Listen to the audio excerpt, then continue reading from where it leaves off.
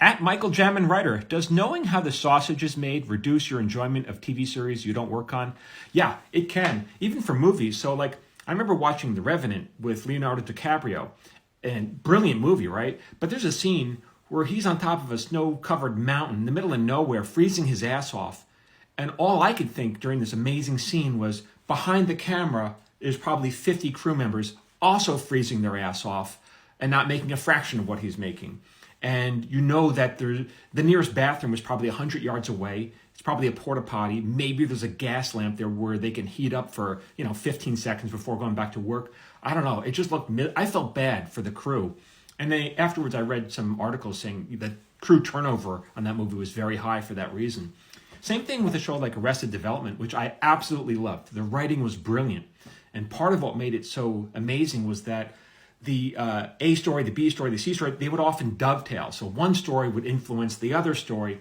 Now, if you're working on any sitcom, you could easily work 12 or 14 hours a day. It's not uncommon. But to do that kind of writing, in my mind, I'm thinking, oh my God, the writers must have been there like 16 hours a day and on the weekends. And I actually had a friend who was a writer on Arrested Development. And one season he reached out to me and my writing partner. He said, hey, we're going to have an opening at your level, which I think was probably co-executive producer at that time.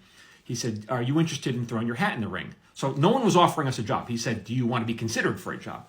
And I said to him, what are the hours? And he said, terrible, absolutely terrible. Now at the time, I had 2 small children and I was getting home in time to tuck them in and to give them a bath and play with them. Like, wouldn't trade that for the world. And so I was like, no, I don't want to take that job. I want to be with my kids. Sometimes people drag me. Some of my credits I think are really good, and some of my credits maybe are not so good, but I always was able to get home in time to be with my kids. So when some idiot on the internet drags me for some show that they don't approve of, it's not their approval that I crave. It's the approval of my children, and I want them to know that they have a father that loves them. So me getting home in time to play with them, wouldn't trade that for a world. Even though that credit, Arrested Development, probably would have been wonderful for my career. Not enough, though. Not enough, okay?